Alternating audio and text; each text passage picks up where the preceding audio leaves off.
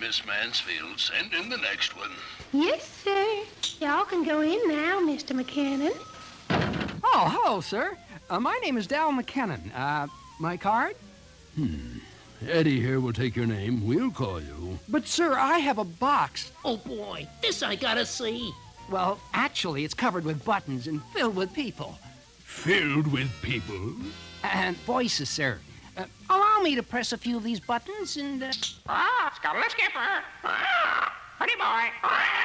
Hickory, dickory, dock. A snake ran up the clock. The clock struck 1. Boss, he got plumb rattled.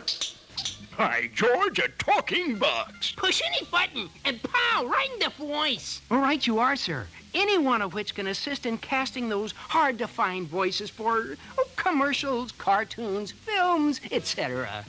What an idea. Casting in a package. Hi, George. Just push buttons. No more messy actors. Come on, boss, it's my turn. I think I'll punch this one, 'cause, I love life and I want to Hunt elephants in India, where our entire safari was completely protected by a thick layer of hog liver, deep fried, of course, and completely smothered with human hair, which I have kept. Out here in the corner, then we'd like to have you folks drop in anytime and just say, You should be laid away in style. Well, young man, you've sold me. This is the greatest. Then you can use my vocal services? Oh, thank you, sir. May I leave my card? Card? No, just leave the box.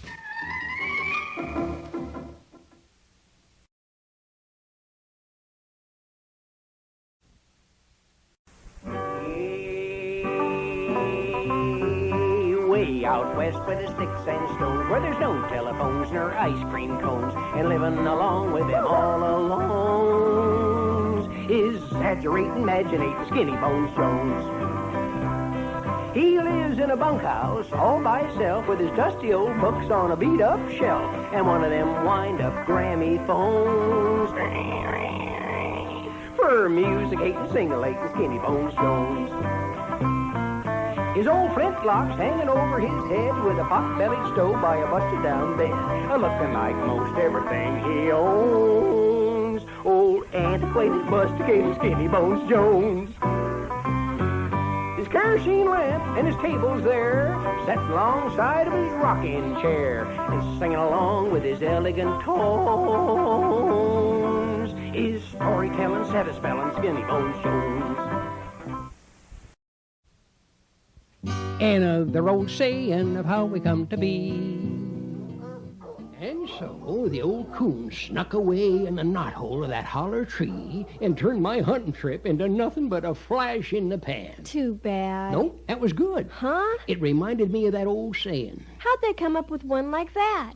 Well, it could have started back in my old-time photographing studio when the flash powder got a little too close to the subject. That was a flash in the pan? Or I could tell you it come from my prospecting days when I come out of that stream with only a pan of fool's gold. Too bad. Then again, Daniel Boone's rifle might have misfired at the on-charging bear, giving him a risky flash in the pan. So, what's the real answer, Skinny Bones? Photographing, prospecting, or hunting with Daniel? Tell you, girlie, as soon as I get my fanciful facts together.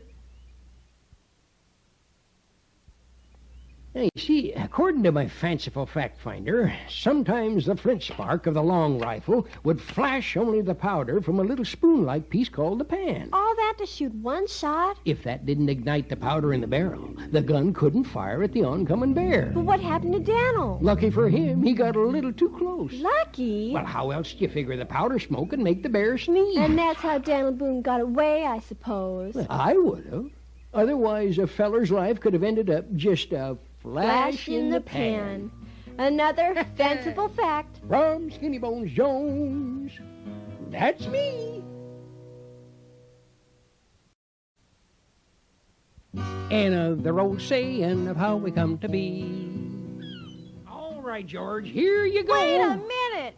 You You're going to feed a seagull our last sandwich, Skinny Bones? Why, he sure wouldn't have wanted the first one, girlie, if he knew how it could have been called the Hawaiian Island sandwich. What's so bad about that? It just might be because those invisible green witches down there. Look out! They're throwing another batch. Oh, come on. The wind's just blowing around plain old sand. Sure, that's how the witches got their name. Sandwiches. Got you that time. Of course, then again, I could tell you. You that could they tell me was- the truth for a change. Well, I just did, in one of the stories. But which one? Oh, it might be the one about the pesky sandwiches, the Hawaiian Islands, or the answer you and your friends will find sandwiched in between my fanciful facts. Yeah, according to my fanciful fact finder, Captain James Cook discovered Hawaii, or the Sandwich Islands, naming them after John Montague, the 4th Earl of Sandwich, First Lord of the Admiralty. The first? And the worst, unsavory, corrupt, practically living at them gambling tables, eating meat and cheese and bread with one hand, then tossing the dice and dealing cards with the other. And that's a fact. That was the first sandwich? Yep. But our beautiful Hawaiian Islands sure proved one thing, girlie. What was that? The cook was more savory than the sandwich. Another fanciful fact. From Skinny Bones Jones, that's me.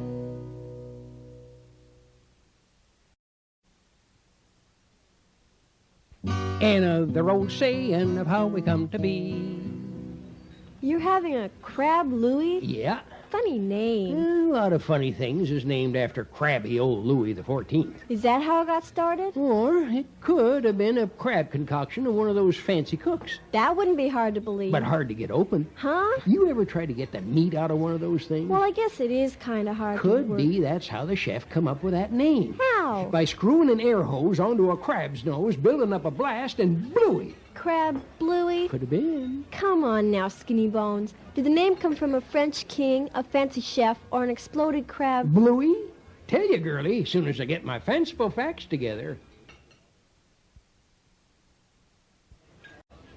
Now then, according to my fanciful fact finder, the first Crab Louis salad was served in 1904 by Chef Louis of the Olympic Club in Seattle, Washington, to the opera singer Enrico Caruso, making it world famous. And that's a fact. Aha! The one about the chef was my choice all the time. Not mine. I still think they spelled the name wrong on this here menu. If they said it your way, Bluey? the crab would have been blown apart. That's it. Fasten an air hose to Napoleon's nose Napoleon? and blown apart. He was a mean old... Crab? Bluey. Another fanciful fact. From Skinny Bones Jones, that's me.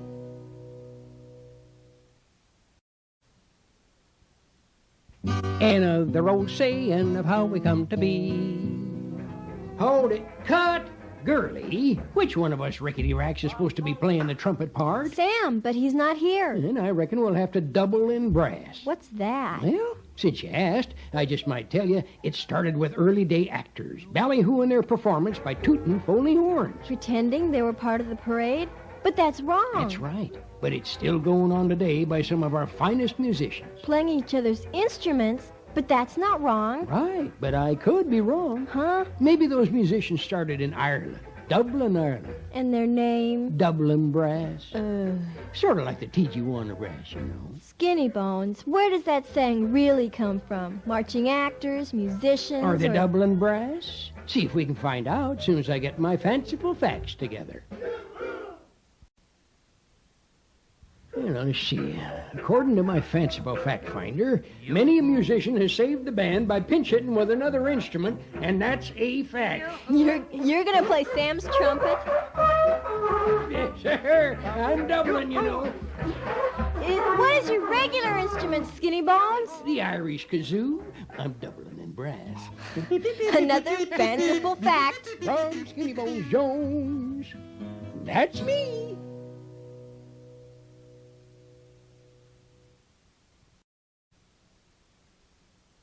And of the old saying of how we come to be. Putting a man on the moon. I tell you, girlie, it's mind-boggling. Far out. Yeah, quite a ways Really away. blows your mind. More like boggles mine. What's a boggle? Oh, it's about this long, with a string tied to one corner, you know. How do you use it? For ogling a hole, kind of like a bug, which is probably where the word come from. What for? for? Like I say, to boggle a mine. Early prospectors most likely built the boggle for dangling down the depths of the diggings before dipping in. Do you have a boggle? Only one, girlie.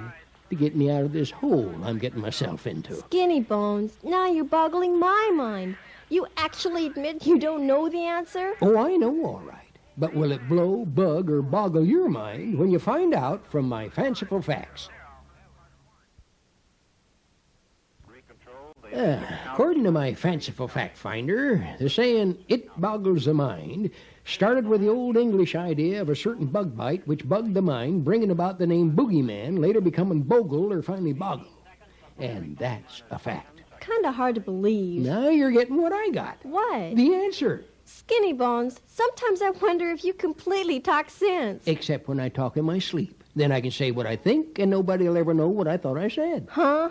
Mind-boggling, isn't it? Another fanciful fact. From Skinny Bones Jones, that's me.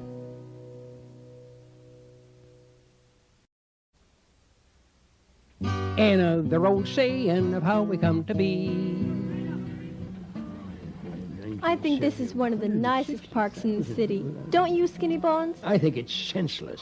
What? Taking the census. Well, it says right here in the paper, in 1970, over 160,000 census takers was employed. All those people to take the census? Who's gonna do it then? I did.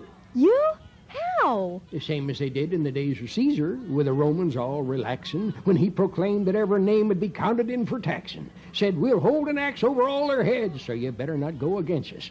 I propose to count every nose in what will be the census. But Skinny Bones, how did you do it all alone? Tell you, girlie, as soon as I get my fanciful facts together.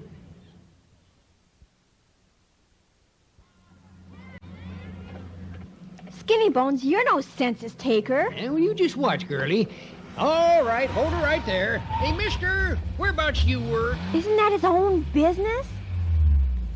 You're taking a census? Well, the population of this country is 180 million people, you know. Yeah. And there's 64 million over the age of 60, which leaves 116 million people to do the work. True. And there's 59 million under age 21, that leaves 57 million to do the work. And there's 31 million government employees, which leaves 26 million to do the work. That makes sense. And there's 6 million in the armed forces, leaving 20 million people to do all the work. And there's 17 million state, county, and city employees, that leaves 3 million to do the work. True? And people in the hospitals, number 3 million, that leaves 500,000 to do the work. No But kidding. 450,000 won't work, leaving 50,000. And it might interest you to know that 49,998 people are in jail, so, brother, that leaves just 2 people to do all the work, and I'm taking the census. What about you? Well, I'm getting out of here because here comes a cop. Now see what you've done. Right, girlie. You can always count on this feller's work to sharpen up the census. Howdy, officer. Another fanciful fact. From Skinny Bones Jones, that's me.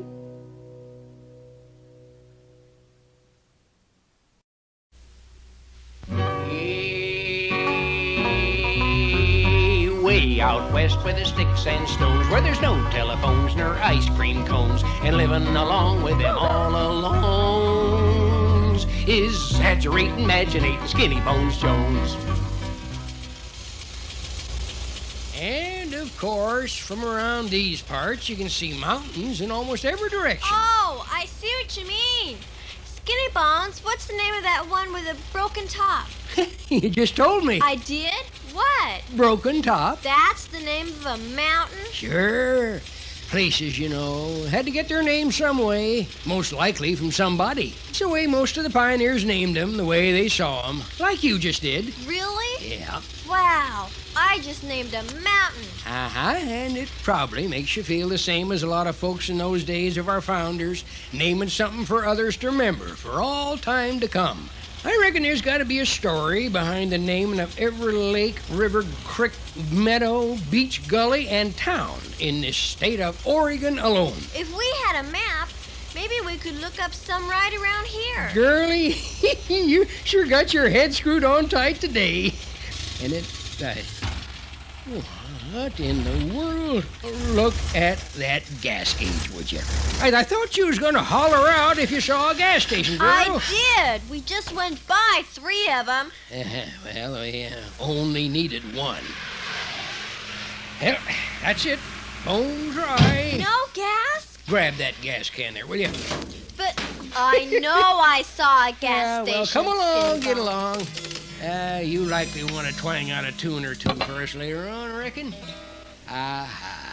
Tell you something, girlie. Hank and me has been all over this state together, checking out highlands, lowlands, rivers, beaches, prairies. Hank? Ramblin' Hank, my old Ford pickup here. Why, we've got stories about all these made up, you know. I call them name tales. Some funny, some strange. A name tale? Yeah, like I say, a story about how they got named. By the pioneers? The pioneers. You're right. Mountains are sure pretty this time of year. Seems to me they're pretty most any time of year. Oh, that's for sure. And who knows? Just probably any one of them could have got their name from somebody like us.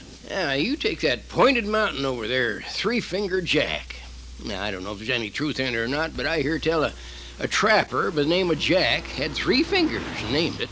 Well, I suppose if you really wanted to find out for sure, you could ask any one of these old-timers around here, and they could tell you, if anybody was that interested. I'm beginning to think I would be. Yeah, glad to hear that. Me too. Why, that's why I got myself some books and dug up a few facts and taught them to old Get-Along here. And I got to recollecting.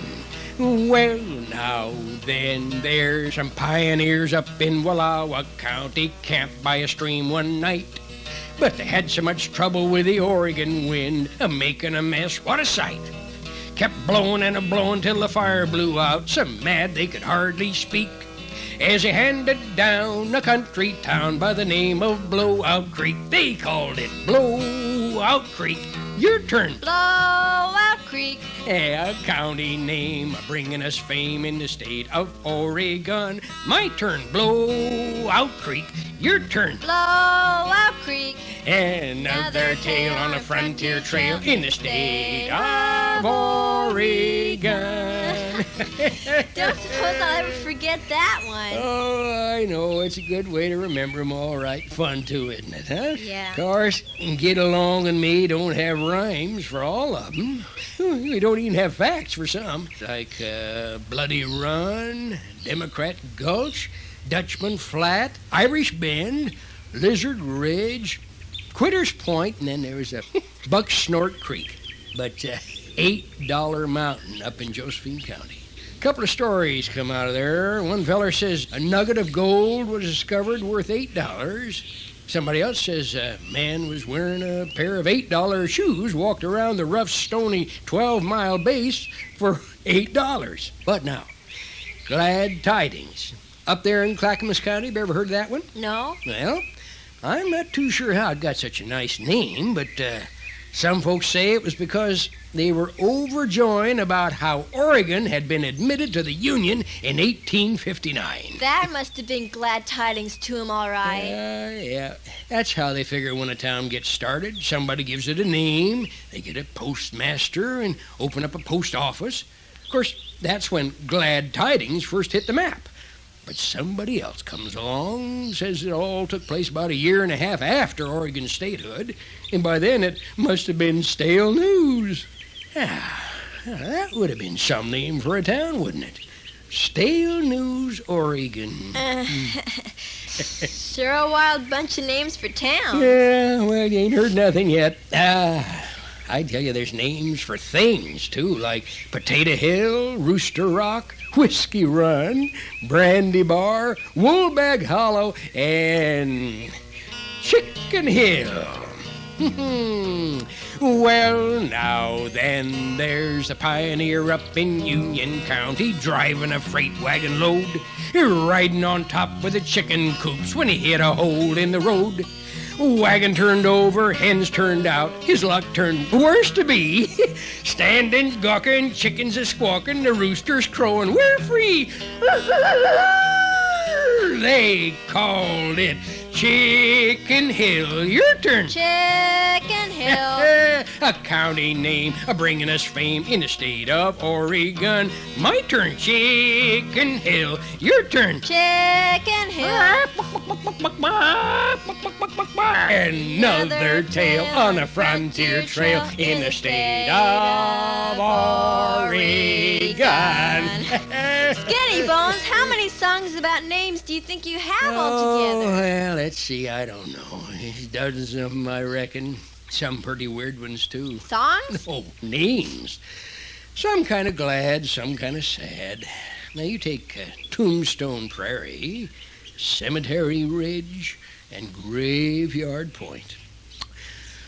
Oh, just well imagine every one of those folks had a story of their own, wouldn't you?